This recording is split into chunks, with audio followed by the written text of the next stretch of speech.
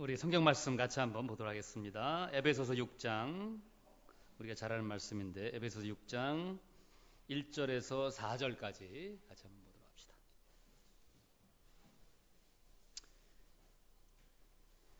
신약 성경 316쪽에 있습니다.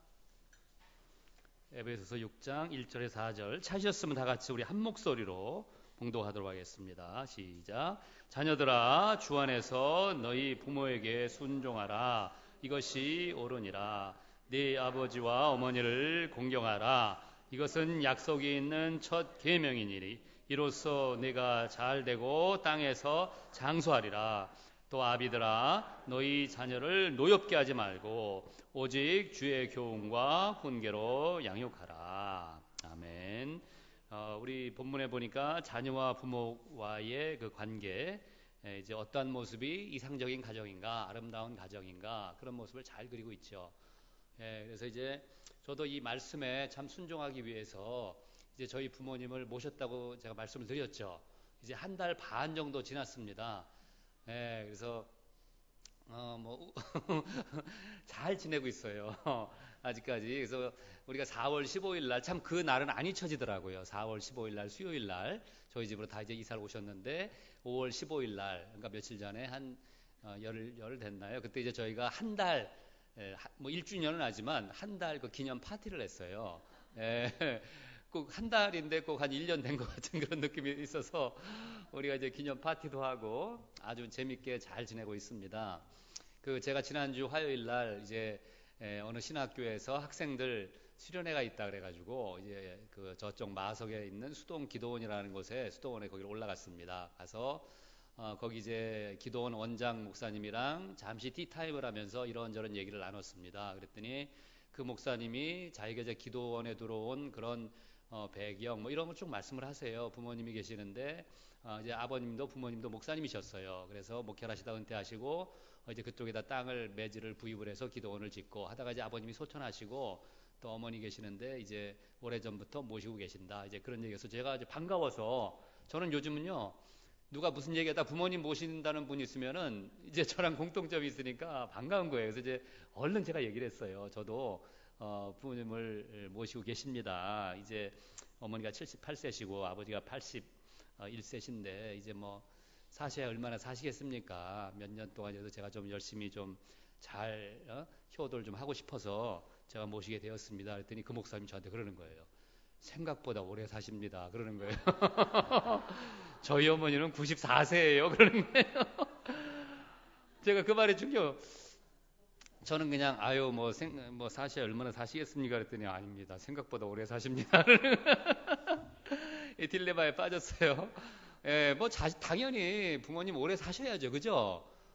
근데 생각보다 오래 사신다 그러니까 조금 한 마음에는 인간적인 생각에 그러신가? 이제 그런 생각을 이제 제가 해봤어요. 그래서 이제 94세가 되시려면은 앞으로도 한 16년 저는 그냥 뭐 몇 년이나 모실 거라 이렇게 생각했는데 요즘은 이제 다 우리가 건강한 이제 100세 시대가 되어서 여기 계신 권사님들도 열심히 기도하시면서 하나님 말씀 들으시고 또 건강관리 잘 하시면은 100세뿐만 아니라 이제 모세수, 우리가 모세수라 그래요. 몇 세죠? 120세까지도 사실 수 있으세요. 그래서 참 그렇습니다. 제가 근데 한편으로는 좀 씁쓸했어요. 우리 부모님들은 늘 자식을 위해서 기도하고 자식을 위해서라면 모든 걸 아끼지 않잖아요. 근데 이제 자식들은 이제 부모님을 바라보면서 모시는 거를 이제 공경하고 이런 모습은 참 부모님의 사랑의 10분의 1, 100분의 1도 못 쫓아가는 것 같아요.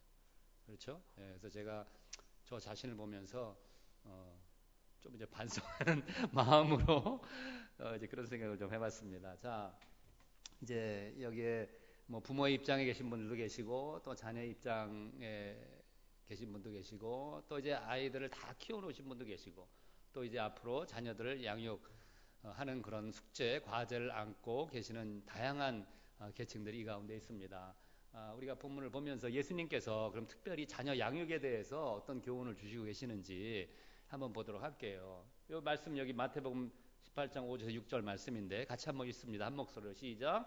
또 누구든지 내 이름으로 이런 너희 하나를 영접하면 곧 나를 영접함이니 누구든지 나를 믿는 이 작은 자 중 하나를 실족하게 하면 차라리 연자맷돌이 그 목에 달려서 깊은 바다에 빠뜨리는 것이 나으니라. 예, 참 그 보면요, 요즘이나 우리가 아이들에 대해서 인권 얘기하고 뭐 아이들 존중해주고 뭐 아이들 눈높이에 맞추고 이런 얘기했지, 불과 100년 전 200년 전만 하더라도요 아이들은 아이들 취급을 안 했습니다. 여러분들 영화 같은 거 한 200년 300년 전 영화 같은 거 보면요, 애들은 정말 거의 뭐 그 애들의 인권 이런 거 하나도 없었어요. 예, 그 여러분 몬테소리라는 그 들어보셨을까요? 몬테소리 교육도. 그래서 우리 돈 있는 부모님들은 애들 그 몬테소리 그 학교 이렇게 보내세요. 제가 미국에 있을 때 보니까, 한국은 모르겠는데 굉장히 비쌉니다. 거기가 거의 대학교 등록금과 맞먹는 그런 애들 유치원인데 돈 있는 부모들이 그걸 보내더라고요. 저는 그 잘 이해를 못했어요. 근데 보니까 그만큼 교육의 효과가 좋은 거예요. 그 몬테소리가 어떤 사람이었냐면은 그 이제 아이들 눈높이에 맞춘 첫 번째 교육을 한 사람이에요. 그전에는 애들 책상 같은 게 따로 없었어요. 그냥 어른들이 앉던 거, 그렇게 앉게 하고, 그리고 이제 아이들의 특성 이런 거 전혀 고려하지 않았습니다. 그래서 그 산업혁명 같은 당시에 그 영화, 영국 그 산업혁명 당시 영화를 보시면요, 아이들이 산업 그런 뭐 석탄 캐고 뭐 노동자 이런데 애들이 다 투입이 돼요. 9살, 10살밖에 안 된 초등학교 3학년, 4학년 아이들이 가서 노동을 그대로 다 합니다. 그리고 옆에서 보면 쉬는 시간에 어른들 담배 필 때 애들도 담배를 펴요. 예, 그러니까 무슨 애들 건강 이런 거 전혀 고려하지 않았었어요. 예, 이제 그랬는데 몬테소리가 처음으로 이제 그 아이들에 대한 구체적인 교육 방법을 제시했고, 애들의 눈높이에 맞추고 이제 그들의 가능성, 그 안에 있는 뭐 이제 여러 가지 하나님 주신 은사에 대해서 이제 깊이 생각한 이제 그러한 학자입니다. 근데 그거보다도 훨씬 이전에 2000년 전에 이미 주님께서는 우리 어린아이에 대해서 얼마나 그렇게 아이들을 아끼는 그런 마음이 있으셨는지 알 수가 없습니다. 근데 우리는 아이를 키우면서요, 부지불식간에 아이들한테 상처를 너무너무 많이 줍니다. 아이들한테. 예, 그래서 한 가지 예를 들어 봅시다. 그 이제 요즘 5월달 되면 이제 가정의 달에서 우리가 아이들 데리고 많이 놀러 가잖아요. 그러면은 놀이공원에 갔어요. 놀이공원에 갔는데 5살 난 여자아이가 아이스크림 콘을 하나 샀습니다.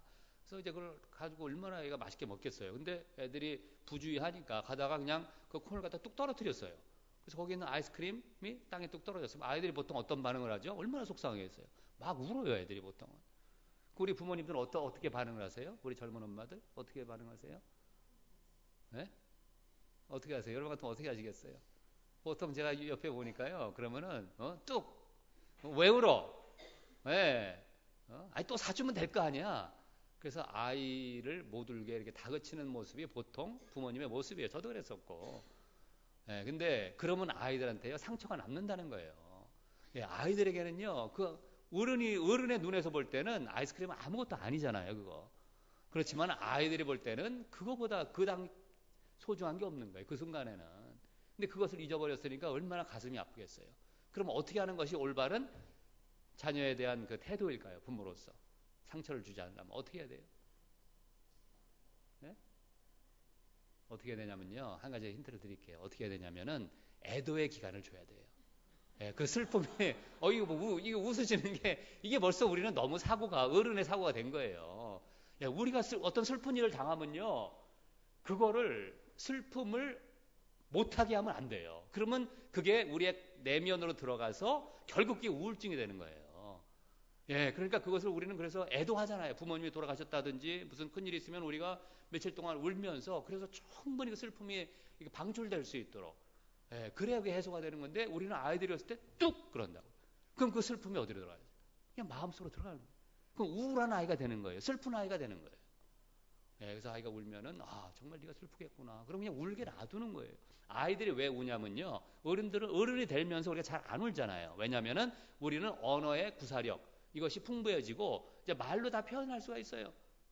그렇지만 아이는 언어를 표현하는데 한계가 있어요. 제한돼 있어요.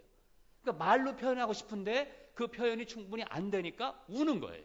자기 감정을 표현하는 방법으로. 그럼 그거를 표현할 수 있도록 놔둬야 되는 거예요. 근데 우리는 뚝 그치라 그러고, 그거 사주면 되는데 왜 그러냐고. 이러면서 아이들이 마음에 상처가 남는 거예요. 네. 넘어가 봅시다. 그래서 보면요, 영어로 좀 제가 써놨는데 hurt people 해서 이 얘기는 뭐냐면은 원래 우리가 중학교 때 옛날 한번 생각을 해봅시다. 학교 다닐 때 보면은 영어 배울 때 이렇게 현재 그다음 과거 과거분사 해가지고 보통 ed가 붙으면 과거분사였는데 hurt라는 동사는 다 똑같아요. 현재 과거 다 똑같아요. 그래서 앞에 hurt라는 거는 뭐냐면은 상처받은 사람이 hurt people 사람들에게 뭘 준다? 상처를 준다는 거예요. 여러분 보세요 주변에서도 상처 있는 사람은요 반드시 다른 사람에게 상처를 주게 돼 있어요. 예, 그래서 우리가 자녀를 양육할 때 참 중요한 점 하나는 우리가 아이들 다 정말 하나님 안에서 행복하게 잘 되기를 원하는 게 우리 모든 부모님들의 소원이고 기도 제목 아닙니까? 그렇잖아요. 애들 행복하게 키우는 거, 건강하게 키우는 거. 그러려면은 애들이 신체적으로만 건강할 뿐만 아니라 어때요? 정서적으로 건강해야 되잖아요. 정서적으로 건강하다는 것은 무슨 얘기냐? 상처가 없어야 돼요. 제가 좀 전에 우리 목사님 방에 이렇게 방에 있는데 애들이 막 왔다 갔다 해요. 아주 밝잖아요. 명랑하잖아요. 근데 점점 커가면서 그런 밝은 모습, 웃는 모습, 명랑한 모습, 이런 것들이 자꾸 없어지고 어느 순간 아이들이 막 슬퍼져요. 말도 없어지고 무뚝뚝해지고 우울해지고 왜냐하면 그것이 상처받는 것이 점점 쌓여감으로써 사람의 성격 자체가 그렇게 변해버리는 거예요. 예, 그래서 우리의 부모님의 큰 과제 중에 하나는 우리 아이들이 상처받지 않고 하나님의 말씀으로 어떻게 잘 클 수 있는가. 근데 여기에 대한 고민이 있어야 되는 거예요. 근데 이제 우리 한국 집에서는 우리가 그렇게 할지라도 우리 한국 교육을 보면은 참 구조적으로 문제가 있잖아요. 아이들이 불행해지도록 우리의 교육 방법은 저 얼마 전에 신문기에서 어떤 사람이 그걸 썼더라고요. 잘 그걸 읽어봤어요. 유심히 읽어봤어요. 한국 교육 시스템 자체는 아이들을 불행하게 만드는 그런 교육인 거예요. 그러면은 우리는 역행적 특성이라는 말 제가 지지난주에 한번 한 적이 있어요. 거슬러 올라가야 돼요, 우리는요. 세상이 말하는 그런 특성을 거슬러 올라가는 것이 기독교인의 그런 자세인 거예요.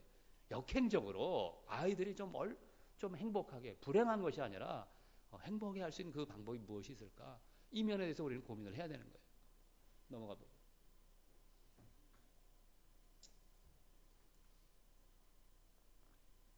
자 보세요. 그러면요 사람의 그 상처를 받으면은 구체적으로 어떤 정서, 어떤 마음들이 생기냐면은 제가 첫 시간에도 얘기했지만은요 어떤 아이들은 성이 되면서 그 마음 속에 이 분노가 가득 차 있는 사람, 그런 사람으로 변할 수가 있어요. 예, 분노에 찬 사람이 될 수가 있고 또 늘 어떤 실패, 우리가 이제 공부 갖고 아이들에게 너무 그렇게 막 압력을 주고 애들 힘들게 만들면은 늘 그 실패에 대한 두려움, 이런 것들이 그 정서를 지배하는 것이에요. 또 완벽주의에 빠지는, 너무 부모님들의 아이를 다그치면요 완벽주의적인 성향이 돼버려요. 그러면 본인이 그 노이로제 신경증에 걸리게 돼가지고 이 완벽주의에 있는 사람들은 얼마나 자기 자신을 괴롭히는지 몰라요. 힘들게 할 수밖에 없어요. 예. 그러니까 이런 것들은 다 부정적인 것들이에요. 또 반대로 굉장히 자만한 마음이 생길 수가 있고 쓴뿌리, 두려움, 자존감의 상실, 그 다음 이제 경계가 무너지고. 경계라는 건 뭘 얘기합니까? 우리 자녀들에게 교육할 때 있어서 경계 개념도 굉장히 중요한 개념 중에 하나예요. 제가 보니까 한국 사람들이 경계가 별로 없어요. 경계에 대한 개념. 서양 사람들에 비해서. 제가 한번 얘기 안 했나요? 예, 경계라는 것은 무엇이냐면은 우리가 집이 있으면요. 우리 물리적인 경계는 여러분들이 다 알잖아요. 만약에 저희 집에 있는데 다른 사람이 들어온다고 생각해 보세요. 그러면 그거는 침범하는 경계를 넘어오는 거예요. 여러분 우리가 어떤 때 불편한 순간이 있냐면 10,000원 엘리베이터 타보신 적 있으시죠? 우리가 백화점에 쇼핑을 하러 갔어요. 근데 한 7, 8명 타면 쾌적한 공간인데 막 그냥 서로 타려고 막 타다 보면은 12명, 13명 들어갈 때가 있어요. 그럼 사람들이 막 이렇게 몸이 가까워지잖아요. 그럼 어때요? 다들 불편해요. 나 사람들이 가까이 있으니까 너무 편하다. 이런 사람 아마 없을 거예요. 사람들 그때는 다 천장 보고 있든지 아니면은 핸드폰 보고 있든지. 왜냐하면 물리적인 경계가 있는데 그것이 없어지는 거예요. 그것을 넘어오면 사람들 불편함을 느끼게 돼 있어요. 맞아, 생활에서도 모든 마찬가지예요. 우리가 아이들 키울 때도 마찬가지입니다. 집에서 보면은 제가 한번 미국에 있는 미국 친구 집에 갔는데 미국 친구였어요. 근데 이 친구가 그 5살 난 딸아이가 있는데 이제 그 아이를 잠깐 보러 가는 건지 방 가는데 노크를 하더라고요. 이제 5살밖에 안 된 아이예요. 근데 그 방에 노크를 해요. 똑똑 두드리면서 그 아이가 에이미, may I come in? 내가 들어가도 돼? 아빠가 들어가도 돼? 똑똑 두드리는 거예요. 아빠 들어와. 그러니까 그때 들어가요. 우리 한국 부모님들은 어떡합니까? 그냥 쑥 들어가죠. 애들이 뭐 5살이든 7살이든, 그러니까 한국은 아이들의 자기가 경계가 필요하면, 어렸을 때는 잘 모르잖아요. 그러나 아이들이 이제 사춘기 되고 자기의 프라이버시가 필요하면은 애들이 문을 잠궈요. 비로소 왜냐하면 지켜야 되니까. 자기 경계를 막 불쑥불쑥 넘어오니까 지키기 위해서 문을 닫는 거예요. 그런 경계의 개념들이 우리에게는 없는 거예요. 예수님도 경계를 우리한테 경계를 지켜주세요. 계시록 3장 20절에 보니까 뭐라 그랬어요? 내가 문 밖에 서서 두드러우니 내가 문을 열면 내가 들어가 너와 더불어 먹고 마신다. 문 밖에서 예수님이 그거를 못 들어가셔서 그런 것이 아니라 그만큼 우리의 경계를 지켜주시는 모습이에요. 문 밖에서 두드린다 그러셨잖아요. 예. 그러니까 이런 것들. 이 경계가 무너지면요. 나중에 사회에 나가서 그 아이가 불행한 사람이 될 수밖에 없어요. 우리가 집에서부터 그런 교육이 안 되잖아요. 다른 사람이 자기의 경계를 넘어오는 거를 허용을 해버려요, 그냥. 그 사람의 자존심, 그 사람의 물리적인 모습들, 예. 그래서 그 사람이 굉장히 힘든 삶을 살 수 있도록 부모가 다 무너뜨려 놨기 때문에 이런 것들이 우리가 자녀 교육에 있어서 다뤄야 될 부분들이 얼마나 많은지 몰라요. 우리가 다 그런 거 무시하고 지금까지 사는 거예요. 그냥 오로지 공부만 하라는 거예요. 거기에만 초점을 뒀어. 결국 불행한 아이를 만드는 거예요. 제가 저희 아들 소개했죠. 뭐만 빼놓고 다 잘해요? 공부만 빼놓고. 예, 그래도 제가 목사님이랑 조금 전에 아까 얘기하다가 아주 힌트를 얻었어요. 근데 우리 아이들은 그 공부는 못하지만은 저쪽에 관심이 많아요. 건강, 이런 거 있잖아요. 운동. 근데 이제 목사님, 우리 아드님이 그거, 헬스 프로모션, 그쪽 스타디를 하신다 그래가지고, 요번에 제가 우리 아들 만나면 그 얘기를 해주려고 그래요. 걔도 그쪽 굉장히 관심이 있어요. 예, 방학 때 되면요. 보통 학원 가야 되는데 얘는 그 헬스장 가가지고 몸 만든다고 맨날 운동만 하고 아침엔 또 조기 축구 가서 축구하고 그러니까 이제 그쪽으로 해주면 돼요. 자기 은사하고 달란트인 거예요. 예, 요즘 우리가 이 고령화 시대가 돼가지고 이 건강에 대한 관심들이 얼마나 많아요. 그쪽 전문가들도 필요할 거 아니에요. 미래의 어떤 그 직업으로서 그 참 난 좋은 직업이라고 보는 거예요. 자기 은사에 맞게 해야 되죠. 예.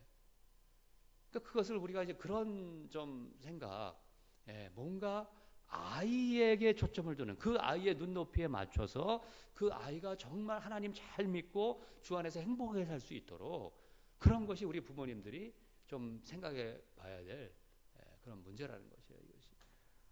그래서 보면은 여러 가지가 있습니다. 여기에 보면 이런 문제들. 넘어갑시다. 그래서 여러 가지 이런 부정적인 정서가 생길 수가 있고. 우리 이제 보면요. 그래서 어렸을 때부터 여기 근데 대부분 키워놓으셔가지고 또 안 키워놓은 분 있으니까 한번 보도록 합시다. 아동기. 그래서 보면 몇 가지가 있는데 아이들 때 처음에 보면요. 어렸을 때는 아기 때 또 우리 할머니 되신 분도 있으니까 우리 며느리들한테 얘기를 좀 잘 해주세요.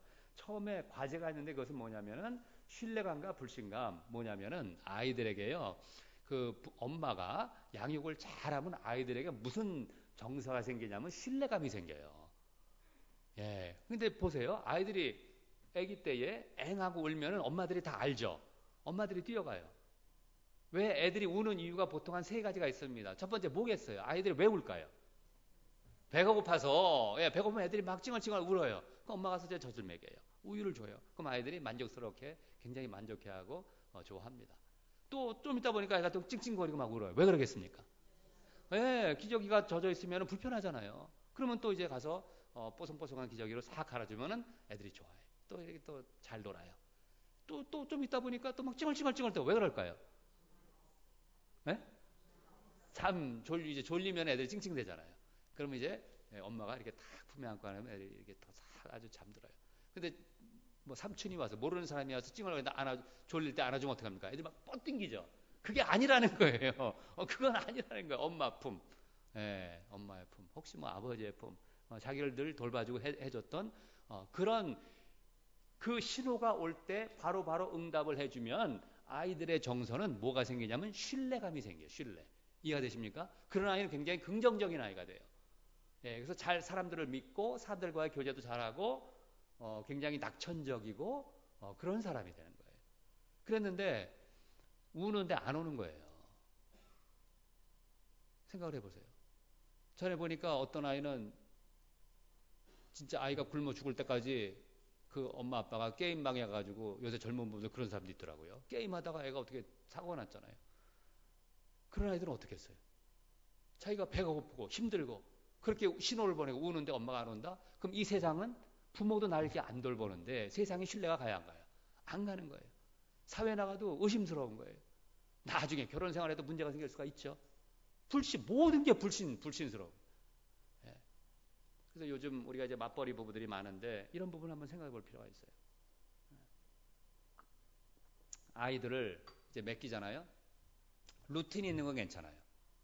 아침에 맡기고 엄마가 저녁에 찾으러 온다. 그거는 괜찮아요. 예, 아이들이 처음에 맡기면 막 울어요. 예, 애들에게는 분리공포증이라는 게 있어가지고 엄마랑 분리되면 막 웁니다. 그러나 조금 지나면 괜찮아요. 예, 저녁에 데리고 오면 괜찮아요. 근데 문제는 시골에 계신 우리 할머니, 할아버지에게 한 3달 정도 맡기고 온다. 이것은 아닌 거예요. 아이들은 그러면 어떻게 생각하냐면은 우리 부모가 나를 버렸다고 생각해요. 이해가 되십니까? 예, 저도 그런 실수를 범했어요. 잘 몰랐어요, 저는요. 그 당시에는. 제가 유학을 공부를 하는데 큰 이제 첫째 아이를 낳습니다. 하나는 제가 뭐 그냥 저희 집사람이 나가서 이제 뭐 생활비를 벌겠다고 나가서 일을 했기 때문에 첫째 아이는 제가 어떻게 데리고 공부를 했어요. 도서관에 가서 옆에 앉혀놓고 제 책 볼 때 뭐 그림책 펴주고 또 정 수업에 들어가면은 다른 거기 사모님 집에다가 좀 잠깐 이렇게 맡겨놓고 근데 둘이 되니까 어떻게 할 수가 없는 거예요. 애가 둘이 되니까. 그래서 둘째 아이를 어렸을 때 저희 부모님한테 맡겨놨었어요. 한 1년 맡겼었어요. 왜냐하면 친손주기 때문에 이 우리 부모님이 얼마나 물론 할머니 할아버지 잘 키워주시죠. 얼마나 애정을 키워주겠어요. 그러나 그것은요 저희 부모의 생각이에요. 아이들의 생각은 그렇지 않은 거예요. 아이들은 힘들고 어렵고 불편해도 부모와 같이 사는 것이 아이들에게는 정서적으로 제일 좋은 거예요. 예, 그래서 제가 보면은 우리 아이 둘을 비교해 보면은 이게 구분이 돼요. 예, 첫째 아이는요 굉장히 낙천적이고 긍정적이고 뭐 지가 알아서 공부도 잘 했어요. 근데 둘째 아이는 공부 안 한다 그랬죠. 공부 싫어한다 그랬죠. 그렇다는 거잖아요. 근데 제가 왜 보니까 애들이요 자기를 그렇게 방치해 놓고 그러잖아요. 그러면 나중에 상처받으면 애들이요 다 복수를 해요. 여러분 표정이 좀 심각해. 애들이 복수라는 게 무슨 내가 옛날에 날 떨어뜨려 놨어 이러고 복수하는 것이 아니라 애들의 무의식 가운데 자기가 방치됐던 그런 아픔, 섭섭함 이것이 남아있어요. 무의식적으로 애들이 부모에게 복수를 해요. 그러니까 복수라는 것이 뭐 칼을 갈고 이를 갈고 이런 것이 아니고 그냥 소극적. 예. 그러니까 하라는 공부 안 하고 말 안 듣고 그러는 거예요. 예. 그래서 첫째 아이보다 둘째 아이 키우는데 굉장히 힘들었어요. 나중에 사춘기 때 얼마나 힘든지 말도 못해요. 네. 그래서 저는 이제 그 이론을 알았기 때문에 힘들어할 때 저희 선생님한테 얘기를 했습니다. 여보, 지금 이 아이가 과거에 우리가 얘를 똘고 놓고 키워왔던 거기서 복수하는 거니까 그냥 견딥시다. 근데 그거 한 1, 2년 달 참잖아요. 그럼 또 잘 넘어가요, 그게.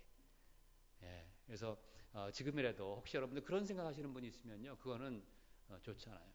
예. 근데 하루 맡겼다 그날 저녁에 찾아오는 거, 뭐 유치원이나 뭐 선교원에. 그런 거는 전혀 문제가 없습니다. 그래도 소망이 있는 건 뭐냐? 양쪽이 다 장단점이 있는 거예요. 무조건 신뢰감만 있다 그래서 그거는 100% 좋은 것은 아니에요. 자, 어떻습니까? 너무 신뢰감만 있으면 사회생활 어떻게 하겠어요? 그죠? 예, 저는 좀 신뢰감이 있는 편이에요. 저희 어머니가 아마 저를 잘 끝까지 안 띄워놓고 잘 키우신 것 같아요. 그러니까 저는 사람을 너무너무 잘 믿는 경향이 있어요. 제가 애들을 공부시키는데 뭐 월급쟁이가 어떤 데 힘들잖아요. 또 애들 뭐 유학 간다, 유학 보내 그러니까 이제 좀 이거 월급 갖고는 안 될 것 같아요. 뭔가 좀 부습이 있을 것 같아요. 제가 아는 잘 알고 지내는 어떤 집사님이 저한테 그러는 거예요. 목사님 무슨 얘기하다가 이제 제가 애들 자녀 교육고 하니까 얼마더라? 뭐 5천만 원을 투자를 하면은 한 달에 뭐 500만 원인가? 뭐 그게 나온다는 거예요. 그래가지고 그냥 얼른 대출을 받아다가 그걸 갖다 줬어요. 그랬더니 야, 정말 신기하게요. 그 다음 달에 500만 원이 다 입금이 되는 거예요. 5천만 원이 아니다. 8천만 원인가 그랬던 것 같아요. 한 2달, 3달까지는 그게 잘 들어왔어요. 근데 4달째부터 잘 안 들어오더라고. 그래서 내가 이거 왜 안 오냐 그랬더니, 자꾸 좀 기다리시면 들어온대. 그랬더니 안 들어와요. 그래서 전화했더니 전화도 안 받아. 전화도 안 오고. 나중에 전화를 끊어버려서 어디로 가버렸어요. 그래가지고 아주 그냥 그 제 은퇴 그 뭡니까 이게 퇴직금인데 지금 그걸 찾으려면 지금 어디 가서 잡아야 될지 어디 중국에 어디 가 있다는데 지금 어? 그렇다고 가서 뭐 멱살을 잡고 어떡할 거예요. 뭐 자기가 나중에 연락이 왔는데 뭐 자기가 잘 되면은 다 갚아준다 그러는데 그 뭐 벌써 몇 년 지나가지고 뭐 이게 될지 안 될지 모르겠어요. 사람을 너무 잘 믿다 보면요, 그냥 이제 그런 또 문제가 있는 거예요. 예. 이제 저희 아들에게 소망이 있는 것은 불신이 있다 그래도요, 저는 제가 그랬어요. 얘는요, 부모가 옛날에 그랬었기 때문에 잘 안 믿어요. 예, 안 믿다 보니까 굉장히 철저해요. 뭘 안 잊어버립니다. 우리 딸아이는 어떤 때는 택시 타고 가다 뭐 택시에다가 뭐 지갑도 놓고 내려오는데 얘는 그런 법이 없어요. 항상 확인하고 아주 예, 그래서 나중에 너 형사해라 형사. 형사하면 좋겠다. 그냥 다 세상 다 도둑놈이니까 그냥 아주 그냥 다 잘 잡겠다. 이제 그런 우스갯소리도 했는데, 예, 혹시 우리가 우리 아이들에게 어떤 불신감이 있다 그래도 여러분 소망을 가져야 될 것은 또 그거에 맞게 갈 수 있는 그 길이 있다는 것이에요. 또 그 다음에는 아동기 때 우리가 좀 커가면서 아이들에게 뭐가 생기냐? 자율성, 수치감 이런 것이 생깁니다. 예, 그러니까 부모가 잘 양육하는 아이들 가운데는 아이들이 굉장히 자율적인 아이들이 돼버려요. 예, 자율적인 아이들. 예, 그래서 스스로 자기가 계획 짜고 탁탁 알아서 하는데 어렸을 때 부모님이 너무 이렇게 야단치고 막 힘들고, 예, 그러면은 그 아이가 뭐냐면 수치감이라는 생겨요. 자, 애들 3살 때 보면요, 잘 쓰는 단어 하나가 있습니다. 애들 3살, 그래서 한 5살 사이에 말을 하면서 무슨 말을 잘하면 내가라는 말을 많이 해요, 애들이. 그렇죠. 뭐 하려면 내가 자기가 다 할 수 있다고 생각해요. 예, 근데 사실은 못하죠. 예, 그래도 아이들에게는 할 수 있는 그런 자율적으로 최대한 기회를 줘야 돼요. 그래야 자율성이 개발되는 거예요. 그것을 잘하는 사람이 아까 몬테소리라는 사람이에요. 그래서 몬테소리 학교를 가보니까 교사가 간섭하는 게 최소한으로 간섭을 해요. 스스로 할 수 있도록 그거를 시스템을 만들어 놓는 거예요. 들어오면 애들이 손 씻을 수 있도록 처음에 그런 걸 하고, 아이들이 스스로 알아서 움직일 수 있는 시스템을 만들어 놓는 것이 몬테소리 교육의 핵심인 걸 제가 보게 됐어요. 자율성을 키워주기 위해서. 근데 우리는 애들이 뭐 좀 하면은 부모들이 자꾸 묵살을 하고, 예, 그래서 아이들이 3살에서 5살짜리 보면요, 또 애들이 질문을 많이 해요. 그럼 그 질문에 대해서 최대한 성의 있게 대답을 해주는 게 좋아요. 예. 근데 우리 어떻습니까? 막 물어보면 어떤 귀찮죠? 너무너무 귀찮게 보여요. 제가 버스 타고요, 시내에서 저희 집에 들어오는데 참 그 좋은 아버지예요. 한 5살 하는 아들이랑 탔습니다. 이 아들이 물어보는 거예요. 아빠, 이제 밖에 자동차에 관심 있는지, 아빠 저 하얀 저 차는 얼마짜리야? 그러니까, 아 그래? 저 차가 기아에서 나온 그러니까 한 2천만 원 가겠는데, 아빠 저 까만 차는 얼마짜리야? 그러니까 저거는 글쎄 저 그랜저급이니까 한 3천만 원 되겠는데, 저건 얼마? 계속 물어보는데요, 이 아버지가 성의 있게 대답해 주는 거예요. 예. 참 제가 좋은 아버지라고 생각을 했어요. 제가 그 기억이 남아요. 반면에 제가 한번 목회할 때인데, 그때는 미국에서 제가 목회할 때인데 어떤 집사님이랑 신방을 가는데요, 딸아이랑 같이 탔어요. 그 딸아이가 5살 여자아이예요. 근데 이 여자 집사님이랑 같이 가는데 그 딸아이도 계속 물어보는 거예요. 엄마 이 꽃의 이름은 뭐야? 저 꽃의 이름은 뭐야? 그러니까 아 글쎄 저거는 국화 같은데, 엄마 저 나무는 뭐야? 그랬더니 글쎄 저게 소나무일까? 뭐 계속 물어봐요. 한 30분 운전하고 하는데. 근데 제가 저 운전하면서 가만히 들어보니까요, 이제 자꾸 물어보니까 엄마 목소리가 조금 이제 짜증난 목소리가 이제 섞이기 시작하는 거예요. 근데 앞에 목사님이 계시니까 어떻게 했어요? 짜증은 승질은 못 내고 그냥 그 참는데 참 위태위태한 거예요. 예, 그러다가 이제 쭉 가는데 막 이제 갑자기 비가 오기 시작했어요. 그러니까 이 아이가 뭘 물어봤냐면은 엄마 비는 왜 와? 그러니까 드디어 엄마가 폭발했습니다. 오긴 왜 와? 오고 싶으니까 오는 거지 하면서 그냥. 예, 그래서 내가 아이고 그것까지도 좀 참지. 그러니까 애가요 그거 하다가 그냥, 그때 아이 생긴 게 수치감이에요. 수치심. 얼마나 수치스럽겠어요. 그죠? 우리의 수치심이라는 건 뭐냐? 거절당했을 때. 그렇죠? 묵살당했을 때. 예. 이제 그랬을 때 우리는요, 수치심이라는 게 생기잖아요. 근데 이게 왜 무섭냐면은 우리 마음 갖는 핵심 정서라는 게 있어요. 핵심 정서. 이 핵심 정서가 좋은 게 핵심 정서가 들어가야 돼요. 근데 어떤 사람은 수치심이 핵심 정서가 되죠? 그럼 어디 가서 말도 못 해요. 제가 만약에 수치심이 핵심 정서였으면요, 여기서 강의도 못하고 설교도 못해요. 그냥 부끄러워서. 그것이 나를 어렸을 때 이렇게 생긴 그것은 이때 생기고 없어지는 것이 아니라 하나의 이게 인격화돼가지고 죽을 때까지 가는 거예요. 죽을 때까지 따라다녀요. 군대 가서도 수치스러워서 뭐 창피할까봐 망신할 학교 가서도 질문인데도 손을 못 드는 거예요. 그거 했을 때 선생님 야 그걸로 질문이라고 해? 그러면 얼마나 수치스럽겠어요. 어렸을 때 당한 그 상처 이것이 그냥 그 마음을 막 지배하는 거예요. 이것이. 그때 끝나는 것이 아니라니까요. 그게. 중학교 때, 고등학교, 대학교 때 그럼 공부 잘할 수 있겠어요? 당연히 못하죠. 궁금한 게 있어서 물어보지를 못하는데 왜냐하면 망신당 수치스러울까봐 묵살당할까봐. 얼마나 가정교육이 중요한지 알 수가 없습니다. 공부는요 가정교육의 10%도 안 돼요. 예. 이런 정서적인 경향. 어떤 아이는 그냥 방치해버려가지고 어떤 외로움이 핵심 정서가 돼버리는 거예요. 외로움이. 그럼 이 사람은요 늘 사람을 이렇게 찾아다녀요. 늘 사람이 있어야 돼. 사람이 없으면 막 그냥 불안해서 견딜 수가 없어. 예. 혼자 있는 시간 아주 그건 힘들어요. 우울증에 걸리려고 그래. 혼자서 조용히 묵상하고 쉬고 이걸 못하는 거예요. 왜냐하면 그 사람의 핵심 정서는 외로움이 돼버리기 때문에. 예. 그래서 우리가 이 어렸을 때 제가 어떤 분을 만났는데 이분은 그 여자분인데 미국에서 그 무슨 뭐 아주 고소득에 있는 여자분인데 그 아이를 낳으니까요 직장을 그만두더라고요. 그래서 제가 그건 참 잘했다고 제가 생각을 했어요. 수입이 반으로 줄을 수 있어도 그냥 버틸 수 있으면은 몇 년 동안은 아이들에게 올인하는 거 그거는 결코 뭐 금전적으로 보더라도 그건 손실은 아니에요. 장기적으로 손실 아닙니다. 그것은. 예. 넘어가겠습니다. 그리고 이제 하나 그 전에 마지막 하나 더 봅시다. 청소년기. 자, 이때가 이제 문제인 거예요. 아이들 양육에 있어 자녀 양육에서 제일 어려운 시기가 바로 이 청소년기입니다. 한번 복습해 봅시다. 제가 아마 첫 시간인가 2시간 얘기했는지 안 했는지 기억이 안 나는데 그 아이들의 그 학령기가 되면은 다 그 사이에 명칭이 있어요. 별명이 있어요. 초등학교 6학년을 뭐라 그랬습니까? 안 했어요? 처음이에요? 예, 초등학교 6학년 아이를 갖다가 영어로 미국에서 뭐라 하냐면 퓨어 마인드라 그래요. 순수한 영혼이다. 예, 그러니까 초등학교 때까지는 아이들이 그래도 말 잘 듣고 괜찮아요. 키울만해요. 중학교 1학년 되면 뭐라 그럽니까? The first of troublemaker라 그래가지고 이제 말썽꾸러기라 그래요. 말썽을 펴요. 그 다음에 중학교 2학년 되면 뭐예요? The first offender라 그래가지고 뭡니까? 초범죄자. 예, 이제 죄를 짓기 시작합니다. 애들이 슬슬. 예. 그다음에 이제 중3 되면 뭐라 그래요?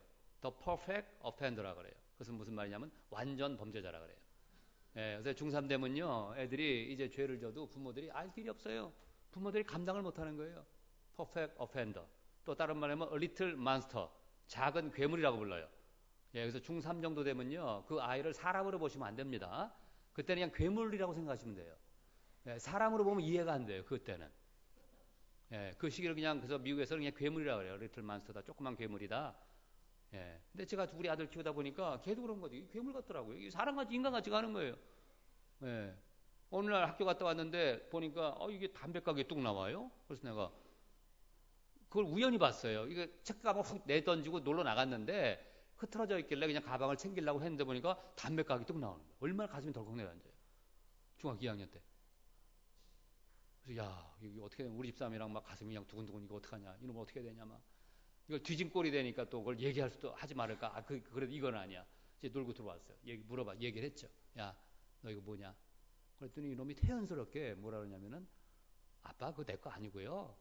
그 학교 형이 자기 집에 가자면 혼나니까 저한테 맡겨놓은 거예요. 그러더라고요. 그걸 믿었죠. 부모님도 대부분 걸 믿어요. 예. 근데 사실은 누구 거예요? 그 아들 놈 거죠, 그게. 예. 그러니까 애들이요 완전 범죄자가 되는 거예요. 나중에 지나고 알았어요. 예, 그런 과정을 겪습니다. 저희 아들 집 나간 얘기 했어요?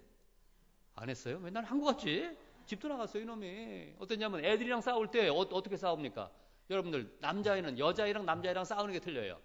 보니까 여자아이들은 뭐 때문에 싸우냐면은 사춘기 되면 여자애들 뭘 사달라 그래요, 맨날. 옷 특히. 청바지도 보니까 집에 5벌이나 있어. 또 산다는 거예요. 그러니까 엄마가 얘기합니다. 야, 너 왜 사냐 이거를 5벌이나 있는데. 이건 틀리다는 거예요, 새로 사는 거는. 근데 한 번 봐도 똑같은 것 같거든요. 우리 어른 눈엔 똑같지만 애들은 틀린 거예요, 그게. 또 유행이 지나면 또 안 입는 거예요. 새로 나온 것을 그걸 입어야 되는 거예요. 그렇잖아요. 그래서 제가 이제 집에 정책을 하나 방침을 정했어요. 딸아이에 대해서는. 여러분 어떻게 하시겠어요? 아이들이 사달라 그러면 어떡할 거예요? 저는 어떻게 방침을 정했냐면은 애들이 사달라 그러면 무조건 다 사주자. 왜 웃으세요? 그럼 간단하잖아요. 그럼 집에 시끄러운 소리 안 나잖아요. 싸움 안 하잖아. 다 사주자. 그랬어요. 근데 한 가지 조건이 있다. 반은 네가 내라. 네, 반은 네가 내라. 그랬더니요. 애들이 아무거나 안 사요. 그 전에 이제 뭐 제가 보너스 받고 뭐 조금 용돈 생기면은 백화점 가서 야, 네가 한번 골라봐. 아빠가 한번 오늘은 인심 쓸게. 그러면은 이놈이 이것저것 막 집어요 그냥. 근데 이제 반을 지가 내라 그러니까요. 옷을 아무거나 집질 않아요. 굉장히 신중해져요. 왜냐면 지 돈이 많이 들어가야 되니까. 그래서라도 집잖아요. 그런 건 사줘야 되는 거예요. 그러니까 집안이 교영해졌어요. 우리 아들도 그런 줄 알아요. 한 번 이놈이 초등학교 때였는데 그 자전거를 하나 지가 사달라 그러더라고요. 그래서 뭐 그래 사줄게. 그러니까 제가 이제 가격을 딱 보니까 뭐 제가 기억은 안 나는데 한 40만 원이라고 칩시다. 40만 원짜리였는데 그럼 지가 얼마를 모아야 돼요? 20만 원 모아야 되는 거 아니에요? 하여튼 열심히 돈 안 쓰고 모으더라고요. 세뱃돈 받은 거, 뭐 용돈 있는 거 하여튼 악착같이 모아서 어느 날 20만 원 딱 모았어요. 몇 달 뒤에. 그래가지고 저한테 아빠 사러 가자. 갔죠. 갔는데 한 6개월 지났나? 갔는데 보니까 그게 40만 원이었는데 가보니까 42만 원이 돼 있더라고. 오른 거예요 그동안에. 그러니까 지가 만 원이 모자르잖아요. 20만 원 들고 왔는데. 그러니까 그 앞에서 탁스들이 고개를 푹 숙이더라고요. 그냥 가자. 근데 제가 그때 마음이 흔들리는 거예요. 야, 그렇게 진짜 지가 노력해서 6개월 동안 돈을 모았는데 그거 사줘야 되잖아요. 그죠? 근데 또 제가 생각하는 원칙이 있으니까 깰 수는 없고 제가 얘기했습니다. 야, 아빠가 만 원 꿔줄까? 그랬더니 이놈이 딱 고개를 딱 들더니 진짜 그러는 거예요. 아빠 내가 꼭 갚을 테니까 꿔달라는 거예요. 그래서 제가 만 원 빌려줬어요. 그래서 제가 21만 원 되고 제가 21만 원 돼가지고 자전거를 사주는 거예요. 나중에 갚아요 그거는. 왜냐하면 애들한테도 경제에 대해서 가르쳐야 되는 거예요. 여러분 우리가 사회생활부터 대출 안 했었습니까? 그렇잖아요. 다 금융거래 해야 되잖아요. 집안에서부터 가르치는 거예요. 네, 원칙을 세워놓는 거예요.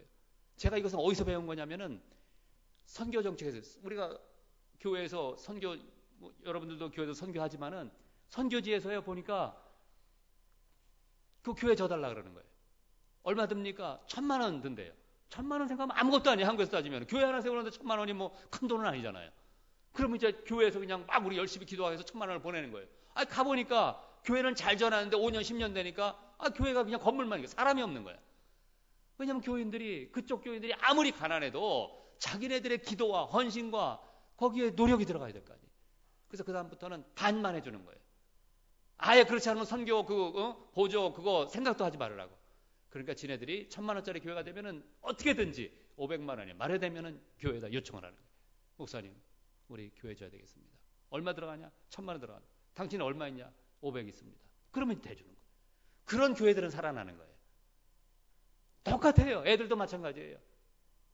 저는 그 후로부터 애들 교육할 때요. 등록금 다 대준 적 없어요. 애들이 알아요. 반은 지네들이 대출해서 써야 돼요. 어떻게든지 안 되면 학교를 쉬더라도 어디 가서 하여튼간에 지들이 마련해서라도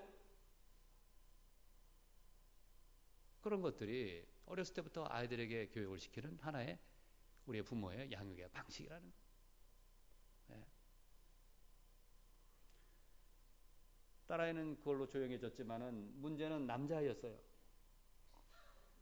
남자아이는 보니까 집에서 왜 시끄러운가 봤더니 게임이에요. 게임. 그래서 이제 1시간 하라 그랬는데 뭐 전혀 못하게 하면 안 되잖아요. 그래 너 하루에 1시간만 하라. 근데 애들이 1시간만 합니까? 그렇잖아요. 해보면은 야 밥 먹어야 돼. 잠깐만. 그게 뭐 10분, 20분, 30분 그냥 지나가는. 이것만 하고 조금만 있다고 막. 그래서 하루는 안 되겠어요. 저 집사람이랑 또 회의를 했습니다. 저는 문제가 생기면 항상 회의를 해요. 상의를 하는데 여보 어떻게 했으면 좋겠냐. 제가 다 이제 결단했죠. 얘한테 컴퓨터 못하고 게임 못하게 하는 거 그렇게 하려면 우리도 TV 보지 맙시다. 그렇잖아요. 걔는 그거 못하게 하고 우리는 뭐 집에서 뉴스 보고 스포츠 보고 뭐 연속 보고 다 그러면 그건 말이 안 되잖아요. 그래서 그냥 집에 있는 그 유선 케이블 다 끊어버렸어요. 그냥 우리도 텔레비 보지 말고 얘도 그 대신에 컴퓨터 하지 말고 그러면 공평하지 않느냐. 예, 그렇게 해버렸습니다. 그런데 얘가 이제 중학교 3학년 고1 때 그때쯤이었는데 학교 갔다 들어왔어요. 딱 들어와서 보통 가방 툭 내던지고 뭐 하는 거예요? 컴퓨터 탁 키는 거예요. 게임하려고 보니까 어떻게 안 들어와. 엄마 이거 어떻게 된 거야? 했더니 그 얘기를 한 거예요. 어떻게 했겠습니까? 애들이 그럼 어떻게 돼요? 게임방 가죠? 그날로 그냥 가출해버렸어요. 우리가 청소년기를 뭐라고 부르냐면요. 우리 학교 때 배웠잖아, 우리가. 뭐라고 하냐면요. 질풍노도회식이라. 질풍노도회식이. 아니, 그거를 그렇게 내가 잘하는데, 막상 이게 어디로 튈지 모르는 거예요, 질풍노도회식이가. 그렇게 될 거라고는 생각을 못 했어요. 예, 공부는 안 했지만은 그래도 다른 건 다 좋았거든요. 근데 그걸 딱 보니까 집 나가더라고요. 그냥 가방 들고 나가버렸어요, 그날. 그래서 전화했죠. 밤 11시, 12시 안 들어오는 거예요. 막 전화해도. 끊어놔서 안 들어와.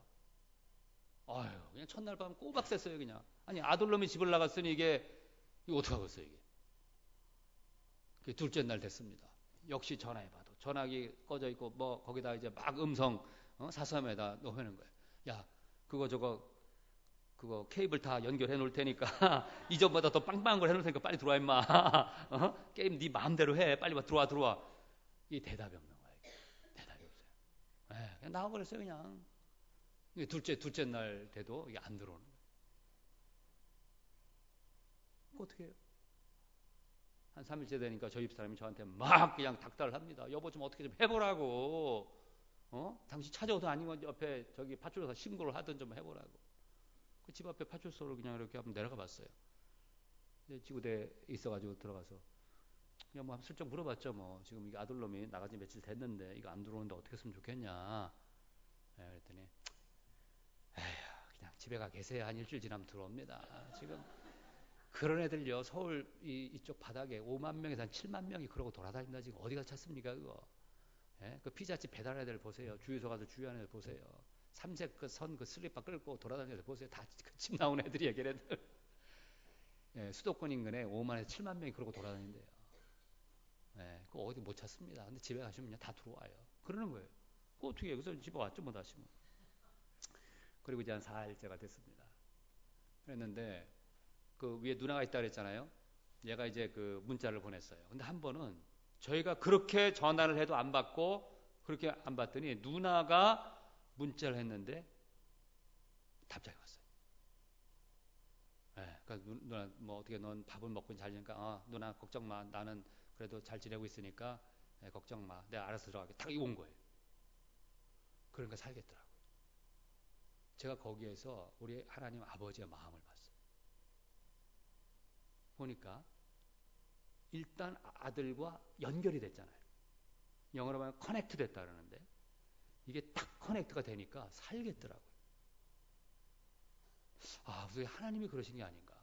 하나님이 나에게 원하시는 것은 나가서 뭐 열심히 사역하고 뛰어다니고 이런 것도 중요하겠지만은 내가 지금 영적으로 우리 아버지와 하나님과 이 커넥이 돼 있는가, 연결이 돼 있는가. 우리 하나님이 저와 여러분에게 바라시는 건요, 1차적으로 그거예요. 일단 그게 돼 있으면요, 우리 아버지는 안심하시는 거예요. 우리 아들이, 우리 딸이 나와 연결이 돼 있구나. 나와 이게 영적으로 교통을 하는구나. 그러니까 제가 그 다음에는 좀 이제 마음이 놓이는 거예요. 그래서 이제 뭐 저도 일상생활이 있으니까 뭐 학교 가서 강의도 해야 되고 뭐 설교도 해야 되고 이제 근데 참 희한한 게요.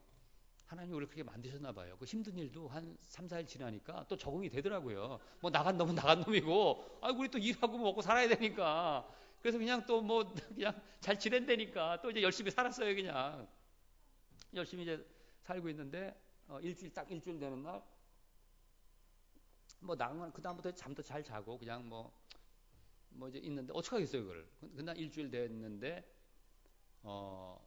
밖에 오후 한 4시 반 5시 됐는데 전화가 왔어요. 저랑 저희 집사람이랑 우리 딸이랑 나와 있는데 전화가 딱 왔는데 저희 집사람이 찍힌 걸 보니까 저희 집 전화번호가 찍히는 거예요. 근데 다 우리 나와 있잖아요. 근데 직전에 뭐 지키니까 혹시 해가지고 얼른 뭐 먹으면 딱 받았죠. 얼른 받았죠. 그때 아들이 들어온 거예요. 들어오더니 또 큰 소리 치더라고요. 집에 왜 밥이 없냐고. 집에 왜 밥이 없어? 막 이러면서 그냥 얼마나 굶었는지. 예, 그러나 마나 정말 누가복음 15장에 그 돌아온 탕자 그렇잖아요. 돌아오는 거 집에 돌아오면 그게 기쁜 거예요, 그냥. 그래서 일단 하던 거 다 멈추고 여보 빨리빨리 집에 갑시다. 그래서 그냥 운전하면서 이제 가는 거예요. 근데 그 한 30분 거리였는데 가면서도 우리 아들이 좋아했던 게 뭐였지? 얘가 배가 고프다는데 그럼 빨리 가서 햇반을 사야 되고 또 얘가 돌아오니까 그 치킨을 좋아하니까 양념 치킨 한 마리, 튀긴 거 한 마리 해가지고 그 부어 치킨 그 좋아하는 그거 집 앞에 거기다 이제 전화를 했어요. 빨리 한 마리 지금 튀어놓으라고, 빨리 그 양념 치킨 하나 준비해 놓으라고. 막 하다가 2마리를 해가지고 이제 햇반 사가지고 그냥 집으로 갔습니다. 그래서 펼쳐놨더니 뭐 그냥 그 2마리를 다 먹더라고요. 그냥 얼마나 배고팠는지. 그래가지고 첫날은 그냥 아무 얘기 안 했어요. 뭐 어떻게 지냈냐, 뭐 그냥 아무 소리 안 하고 그냥 먹여놓으니까 먹고 이제 좀 이따 자더라고요.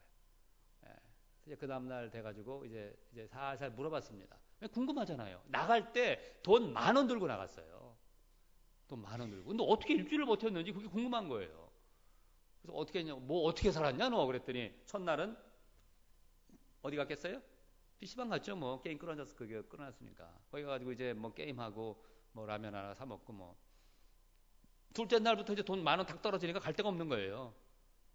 그래서 어떻게 했냐 그랬더니 이제 그 노는 친구들 껄렁껄렁한 친구들 하나가 오토바이 타다가 그 다리가 부러졌대요. 그래서 병원에 입원해 있는데 병원에 가면 뭐 있습니까?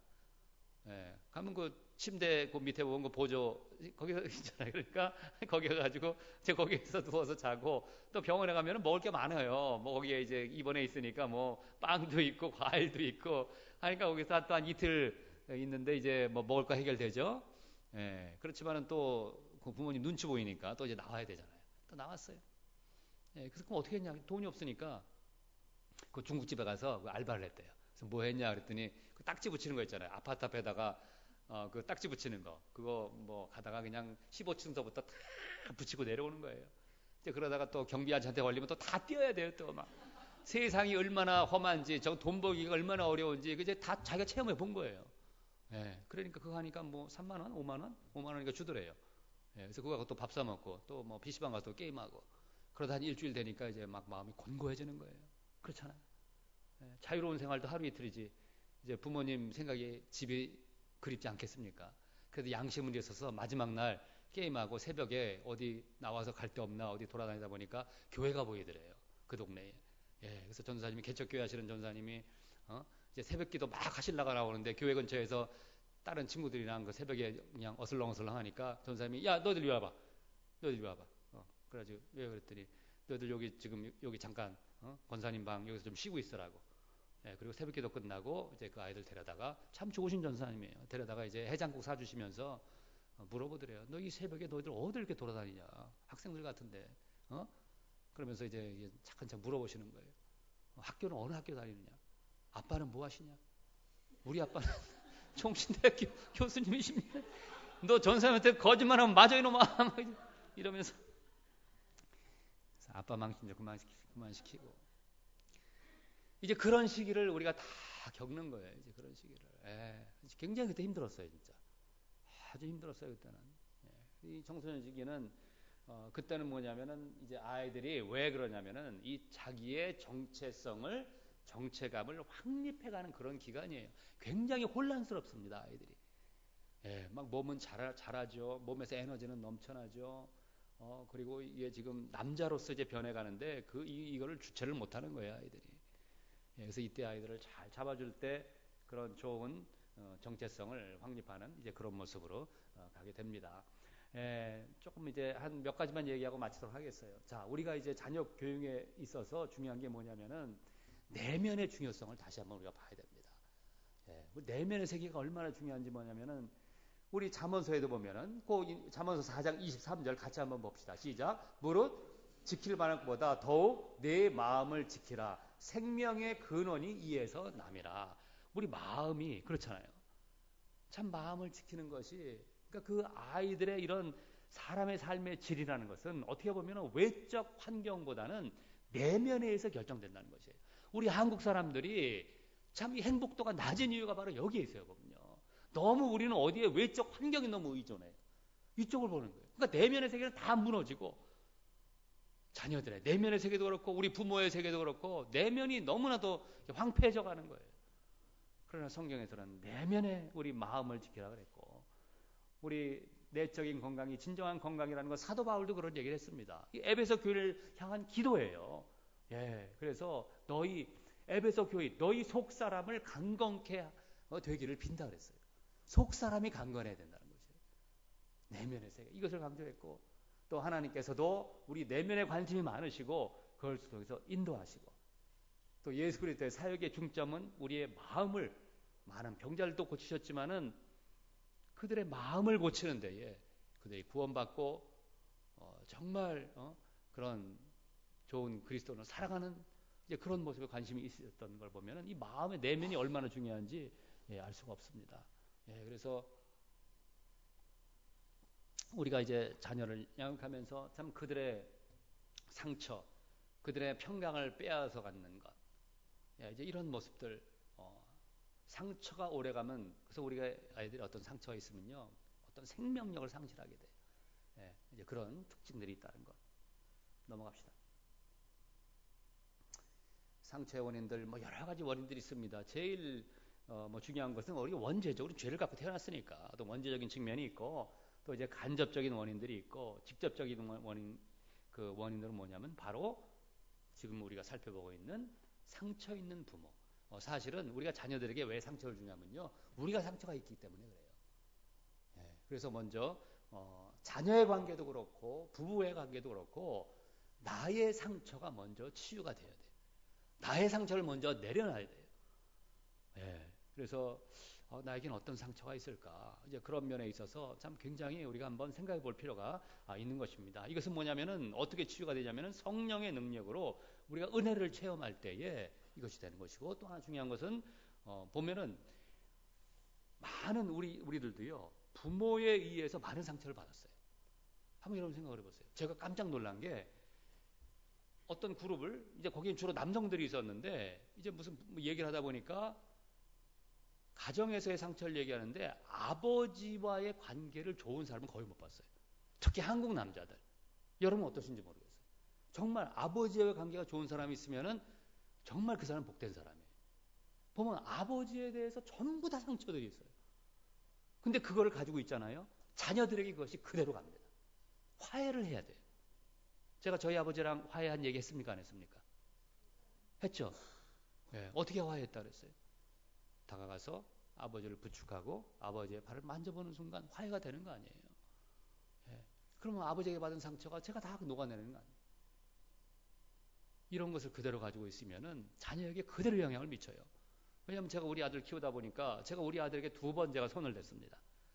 참 그렇게 하면 안 되는데 애들 키우다 보면요 정말 화가 나면 손이 먼저 올라가요. 그렇잖아요. 남자 같은 경우에는 아까 그 괴물 같은 놈을 어떡하겠어요. 화해를 해야 됩니다. 이런 아버지와의 내가 화해가 있으면은 아들과의 관계도 그것이 긍정적인 영향을 미치는 걸 볼 수가 있어요. 부모의 용서.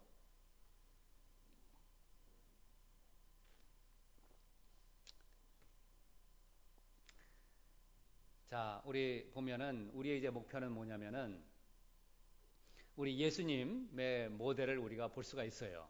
한번 거기 읽어보도록 합시다. 시작. 예수는 그 지혜와 키가 자라가며 하나님과 사람에게 더 사랑스러워 가시더라. 그랬습니다. 그러니까 뭐냐면은 그 지혜와 키가 자랐다. 하나는 우리의 내면의 세계, 영적인 세계를 얘기하는 두 번째는 우리의 신체적인 측면을 얘기해요. 어디가 먼저 나왔습니까? 지혜가 먼저 나왔어요. 잠언서에 있는 그 지혜. 그러니까 우리 아이들 키울 때 있어서 첫 번째 목표는 뭐냐면은 이 아이가 얼마나 지혜가 있는 자가 될 것인가, 이 부분을 생각을 해야 돼요. 여러분들 그 애들 이제 저도 이제 아이들이 이제 컸기 때문에 결혼에 대해 생각하는데 결혼에 대해서 여러분 어떻게 생각하세요? 어떤 사람을 며느리로 맞이하실 거예요? 어떤 사람을 갖다가 사위로 맞이할 거예요? 성경적인 결혼하는 게 무엇입니까?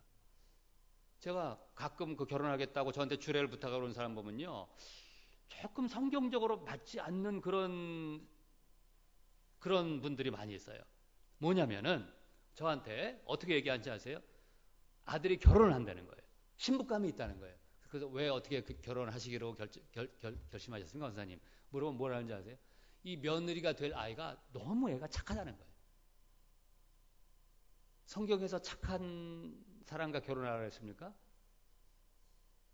뭐라 그랬어요? 지혜로운 여인이잖아요. 현숙한 여인은 지혜로운 여인이에요. 저는 그래요. 우리 아들한테 그 얘기합니다. 착하다는 착한 아이는 없어요. 왜냐하면 모든 사람이 죄를 범하였음에 하나님의 영광 이르지 못하라 그랬잖아요. 예, 그것은 성경에 맞는 인간관이 아니에요. 우린 다 죄인이라고요, 기본적으로. 그냥 착해 보이는 거지 착한 사람은 없어요. 그것이 기준이 되면 안 된다는 거예요. 그러면 그거는 굉장히 위험해질 수가 있어요. 어려워질 수가 있어요. 어디에 포커스를 해야 되냐? 이 아이가 지혜로운가 지혜롭지 않은가 이거를 봐야 돼요. 여러분이 굳이 테스트를 하려면은 굳이 어떤 성격적 면을 보려면은 그 아이가 착하다 그걸 볼 게 아니라 이 아이가 지혜가 있느냐 없느냐 이거를 봐야 되는 거예요. 예. 남자아이 같은 경우는 뭘 봐야 되겠어요? 남자아이 같은 경우에는 성경에 보면은 어떻게 했습니까? 우리가 창세기에 보면 죄를 짓고 나서 남자에게 주신 하나님의 어떤 의무, 사명, 뭐 하나의 어떤 벌도 되겠지만 평생 동안 우리가 땅을 기경해서 땀을 흘려 수고하고 먹고 살아야 돼요. 가정에 책임을 질 수 있는 어떤 그런 생활력이 있는가, 능력이 있는가, 자기의 프로페션이 있는가, 남자는 그거를 봐야 되는 거예요. 그것이 올바른 결혼관이에요.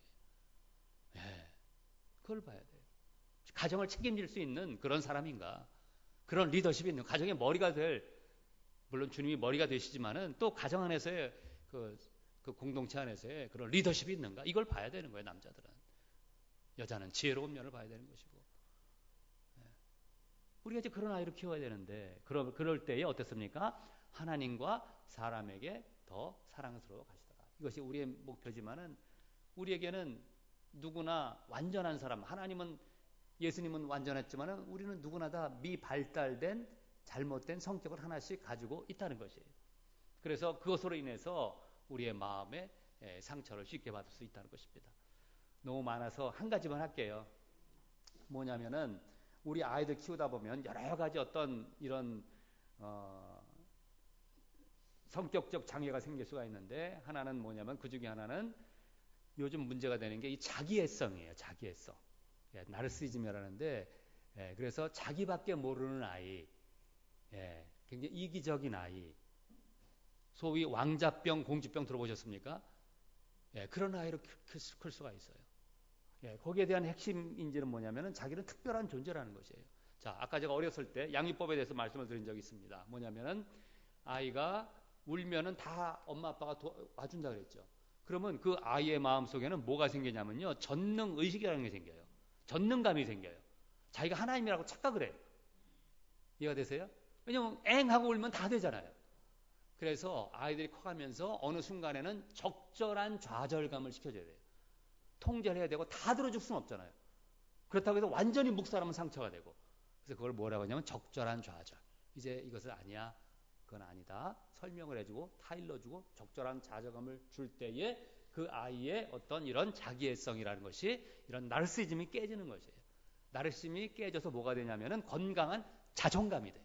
자신감이 돼요, 그것이. 근데 이것을 깨주지 않고 그대로 받아준다든지 너무 묵살한다든지 하면 나중에 어떤 사람이 되면은 굉장히 이기적인 사람이 됩니다. 성격 장애자가 되는 것이에요. 그걸 성인이 되어서 어떻게 할 수가 있는지 아세요? 두 가지 큰 특징이 있는데, 한 가지는 뭐냐면은 운전할 때 자기 앞에 끼어드는 꼴을 못 보는 사람 있죠. 막 보복 운전하는 사람 있죠. 그 사람들이 보면은 자기가 아는데 어떤 전능감이 살아있기 때문에 그래요. 굉장히 나르시티한 사람이에요. 자기애성이 있는 사람이에요. 그냥 끼어들면 끼어들 수 있잖아요. 그렇게 가는 것이 아니라 막 빵빵 누르고 막 안 끼워주려고 막 그냥 보복 운전하고 이런 모습들이 있고, 또 이런 자기애성 있는 사람의 두 번째 특징은 뭐냐면요, 여러분 모임할 때 꼭 늦는 사람이 있어요. 그런 사람은 아직 전능감이 깨지지 않은 사람이에요. 그래서 저도 동창 모임을 하다 보면은 꼭 늦는 친구가 한 친구가 있어요. 왜냐하면은 자기의 어떤 전능감이 있으면요, 자기가 하나님인데 어떻게 일찍 와서 기다릴 수가 있습니까? 다른 사람이 다 온 다음에 그 다음에 짠 하고 나타나야죠. 예, 그래서 저는 늘 동창회할 때 물어봐요. 야, 걔 왔냐? 예, 걔 오면 다 온 거예요. 예, 걔 와면 이제 밥 시켜도 돼요. 근데 뭐 항상 늦게 오면서 한 20분, 30분 오면서 뭐 바쁘지 않은 사람이 어디 있어요? 예, 정리합시다. 넘어가겠습니다. 예, 쭉 넘어가겠습니다. 이게 다 시간이 이거는 좀 말이 걸릴 것 같아서 쭉 넘어가겠습니다. 예, 쭉 넘어가시고 결론으로 가봅시다. 결론으로.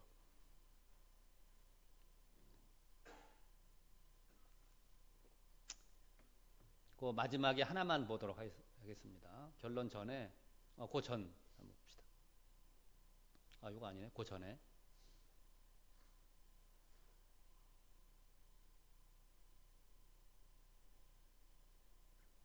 이거 다음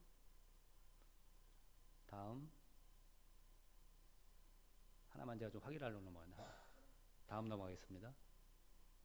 네, 또 넘어가고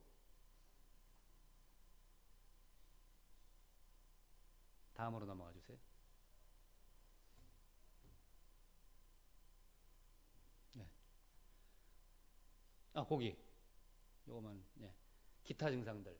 자, 이제 이것을 좀 어려운 용어로 자기 결핍이라 그러는데 이제 자기가 단단해지지 않고 자기가 깨진 사람들. 그래서 어떤 이런 이기적이고 나르시즘이 나타나는 사람들의 여러 가지 증상이 있는데 거기에 보면은 아까 뭐 운전할 때 그렇게 하는 걸 볼 수가 있다 그랬고 그다음에 이제 어디 맨날 늦는다 그랬고 또 뭐가 있냐면은 감사와 사과의 표현이 부족해요. 예, 우리가 어떤 일 있으면 참 고맙습니다 표현을 해야 되고 또 잘못했으면은 미안하다 이렇게 해야 되는데 이렇게 나르시즘으로 이기적인 아이로 우리가 양육이 되잖아요. 그럼 나중에 결혼 생활할 때도 굉장히 힘든 생활합니다. 우리가 부부 생활하다 보면 잘못할 수 있잖아요. 그러면 사과를 해야 되잖아요. 사과를 안 해요. 자, 얘기를 들어봅시다. 어떤 사람이 사과를 하는데 이렇게 하는 사람이 있습니다. 그냥 여보 미안해 그렇게 하는 게 아니라 과도한 사과를 하는 사람이 있어요. 나 같은 놈이 살아서 뭐 하겠어. 차라리 그냥 여기서 뛰어내리 죽는 게 낫지. 그거는 사과한 거 아닙니다. 그것은 예, 그런 사과는 예. 그리고 또 어떤 사과이냐면은 사과를 다른 걸로 이렇게 대체를 하는 사람이 있어요. 집에 들어갈 때에 뭐 꽃을 사가지고 들어간다든지 케이크를 사가지고 들어간다든지 미안한 말을 안 하고 그것도 사과한 거 아니에요. 이해가 되세요? 예, 그러니까 사과라는 것은 반드시 어떤 자기가 잘못한 거에 대해서 입으로 시인을 해야 돼요. 예, 미안하다고. 그리고 나서 뭐 사가지고 가는 건 괜찮죠. 근데 그거 안 하고 하는 거. 이제 이런 사람들은 평생 어떤 그런 이런 자기애적인 그런 성격 장애에 이렇게 시달릴 수가 있습니다. 예, 그래서 뭐 여러 가지 이제 특징이 있는데 뭐 시간이 많아서 다 할 수는 없고 이제 우리가 그런 아이들을 안 키우기 위해서는 참 부모들이 가정에서 아까도 말씀드린 것처럼 상처받지 않도록 그 다음에 각 특성에 맞게 그렇게 잘 양육하는 것이 필요하다는 것입니다. 이제 결론 내리겠습니다.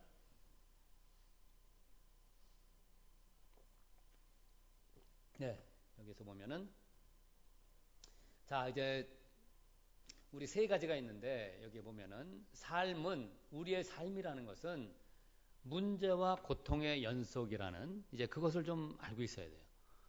예, 그래서 그 어떤 문제가 있을 때 이걸 자꾸 피하는 것이 아니라 직면하는 법을 가르쳐줘야 됩니다. 아이들한테도 피하는 것이 아니라 맞이할 수 있도록. 두 번째는 즐거움을 나중으로 미룰 수 있는가. 이것도 아주 굉장히 중요한 것이에요.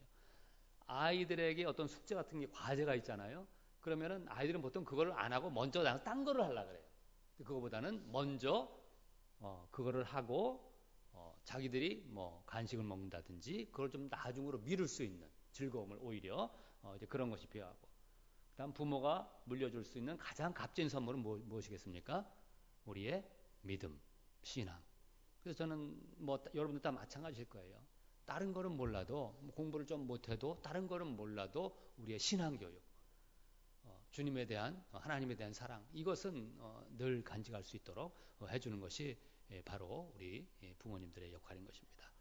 자, 자녀 양육에 대해서 오늘까지 했는데 뭐 다 키워놓으셨지만은 한번 또 우리의 손주들 또 젊으신 분들은 우리 이제 미래의 자녀들에 대해서 한번 깊이 생각할 수 있는 시간이 되었으면 좋겠습니다. 같이 한번 기도합니다.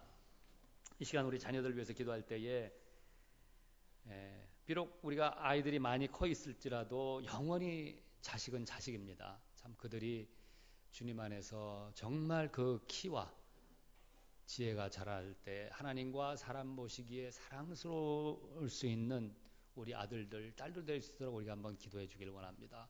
우리 자녀 가운데 군에 있는 아들이 있으면은 참 건강하게 지켜주십시오. 이제 막 출가한 우리 자녀들이 있으면은 정말 그들이 대를 이어서 신앙의 그러한 가문이 될 수 있도록 우리가 기도해야 될 것이고, 또 앞으로 정말 우리가 이제 그 며느리와 혹은 우리가 사회를 볼 사람이 있으면은 지혜로운 아이가 들어올 수 있도록 정말 주님의 리더십을 갖고 우리 가정을 꾸려갈 수 있는 그런 우리의 사회가 들어올 수 있도록, 우리 아들들이 될 수 있도록 자녀를 위해서 같이 한번 한 2, 3분 정도 기도하도록 하겠습니다. 하나님 아버지, 이 시간도 저희들이 자녀 양육에 대해서 잠시 고찰을 했습니다. 우리가 자녀를 키우면서 때로는 상처 줄 때가 있었음을 고백합니다. 참 어려운 과정들, 순간들이 있었음을 우리 주님 앞에 고백합니다. 하나님, 참 이 아이들이 이 험악한 세상을 살아갈 때에 참 고통과 참 문제의 연속인 이러한 삶을 살아갈 때에 믿음으로 신앙으로 잘 극복할 수 있는 그러한 믿음의 자녀 될 수 있도록 주님 축복해 주시기를 원합니다. 우리의 참 믿음을 주님께서 불쌍히 여겨주시옵시고 참 우리의 잘 할 수 있도록 주께서 도와주시고 인도하여 주시옵소서. 아버지, 우리 가운데 화해하지 못한 부분이 있으면은 부모님과 화해할 수 있도록 우리의 마음을 도와주시옵시고, 용서하지 못한 부분들 용서할 수 있도록 주님께서 우리의 마음을 붙들어 주시기를 원합니다. 그래서 우리의 자녀들이 아브라함과 같이 참 복의 근원, 참 사람들에게 을 끼칠 수 있는 복의 근원들 다 될 수 있는 신앙의 자녀들로 주님께서 축복해 주시옵소서. 아버지에 대해서 기도할 수 있는 역할 저희들 할 수 있도록 주님께서 붙들어 주시기를 원합니다.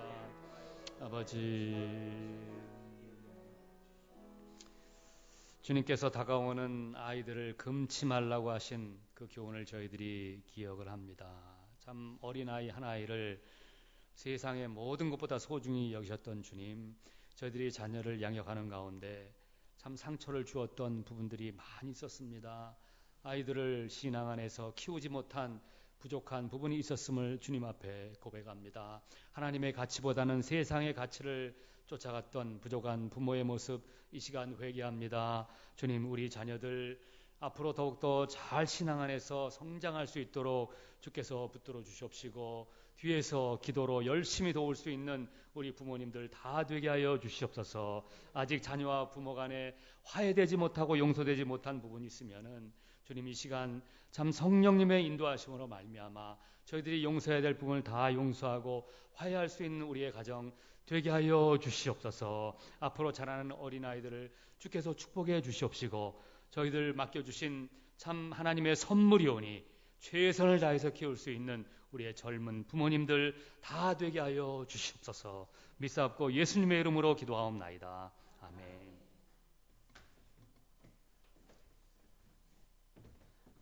예, 또 귀한 강의 또 해주신 우리 또 교수님께 우리 또 감사의 박수 우리 한번 하도록 하겠습니다. 네.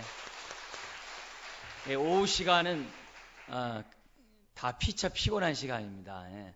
뭐 지난번에 보니까 이렇게 또 주무시는 분도 또 계셨다는 일은 전 앞에 앉아서 잘 모르겠는데 있다는 얘기 들었는데, 또 이렇게 지금은 어떤지 모르겠어요.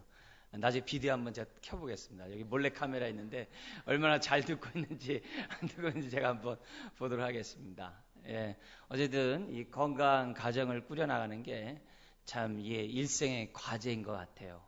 그리고 상처받은 그 부모가 또 자녀에게 상처를 준다는 그런 말씀서부터 시작해서 여러 가지 또 깨달은 말씀들이 있습니다. 여러분들 또 깨달은 대로 또 우리가 잘 또 이렇게 고칠 건 고치고 또 지킬 건 지키고 또 세워갈 건 세워가면서 건강한 우리 또 가정들을 세워갔으면 좋겠습니다.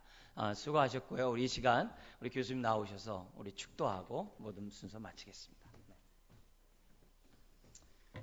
이제는 우리 구주 예수 그리스도의 은혜와 하나님 아버지의 그 극진하신 사랑하심과 성령의 역사하심과 교통하심이 가정의 달을 맞이하여서 우리의 자녀들을 돌아보며 우리의 부모님을 생각하며 정말 하나님께서 기뻐하시는 가정을 위해서 수고하고 노력하고 봉사하는 모든 교우들 머리머리 위에와 특별히 그의 가정과 이 교회와 그리고 이 사역 위에 이제로부터 영원토록 함께 계실지어다. 아멘.